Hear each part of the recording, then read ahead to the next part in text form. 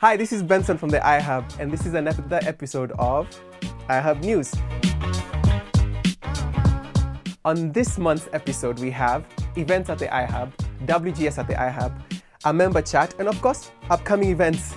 The iHub is actually this close to getting to double digits. We turned 9 this year, and there was no better way of celebrating it but with our own community.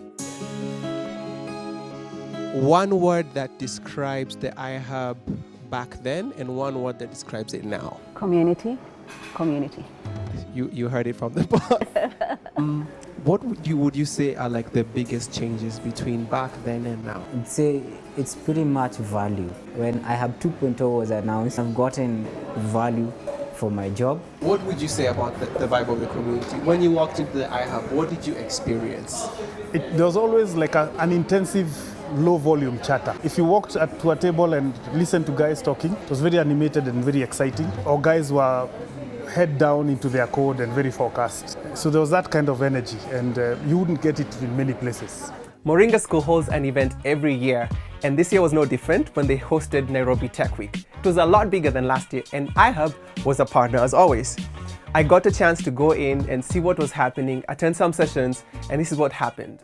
So I'm holding like the most amazing award, which is one of 3 awards that iHub community got this year. So Alfred, tell us about this. This is award we got as the Developer Community of the Year as part of Nairobi Tech Week Awards. We have an AI Kenya community member who is coming to show a very cool robot that was part of World AI Show called Furhat. He's coming to talk about how Furhat as a social robot is contributing to technology. So he'll talk about how it works and some of the use cases. Have you talked to Furhat? Yes, I have. How was the experience? It's better than Sophia's. I'll just say it's better than Sophia. So we got this amazing, great award as we were recognized as the best tech space in this year's Nairobi Tech Week Awards, which were actually sponsored by Liquid Telecom and of course hosted by Moringa School. So we jump from one Google event to the other. Here's Connor Swenson, the Partnerships and Marketing Manager for Google for Startups, talking a little bit about the Google for Startups event that happened. So we have 60 partners for Google for Startups all across the world, and these are both hubs, but also accelerators and organizations that focus on diversity and education for startups. We have about a third of them here in Europe, Middle East, and Africa. And every year, the things that we do with Google is bring them together so they can learn from each other, share challenges, and also build opportunities. And so this is the first time we've done it in Africa. We've run 3 in this region, in Paris, in Dublin, and Stockholm. So we're so excited that we can finally take it down here, and it's been an amazing welcome. Here's Fola, who actually heads the Google Africa Launchpad, speaking a lot more about the program. What do you guys do in terms of Launchpad?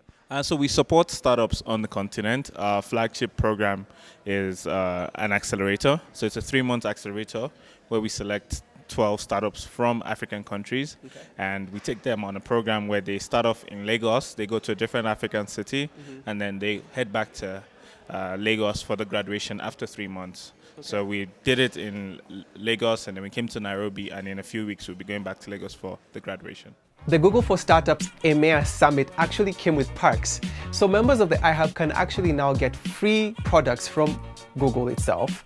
And 2, they actually opened the immersion program for Africa. So in H2, we're expecting to see a lot more African startups join in. Rick Sheridan has been an iHub member for quite a while. He runs something called Sunny Irrigation. And he features this month on our member chats at the iHub. Here's Rick. Hi guys, and welcome to another segment of Community Member Chats at the iHub. And hi Rick, how are you? Hey Benson. Tell us a little bit about your company. What is it called? What does it do? So we're called Sunny Irrigation, okay. And we focus on marketing solar irrigation technology to smallhold farmers. Any big milestones for you? Yeah, so I think once we completed the 30 units of our pilot originating those loans so that we kind of shift into more of an analysis mode of those results, that was an important milestone for us. Okay, how about the iHub? How's the iHub helped in your journey so far?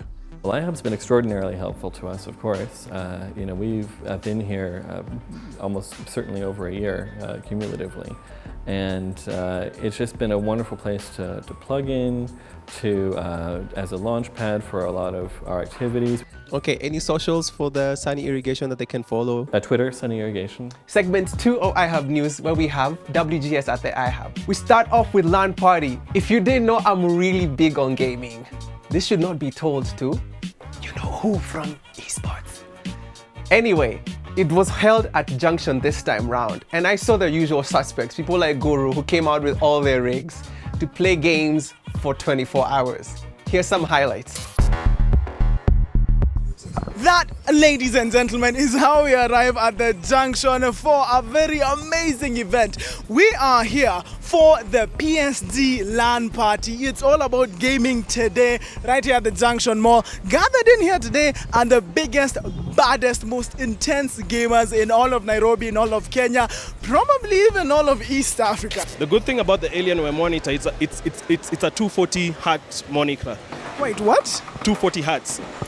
Come on now. Okay, I'm used to 60. I'm used to 60 hertz at most, maybe 120 if you're being like extravagant. This is 240. So what this means is 240 refresh rates in 1 second, right?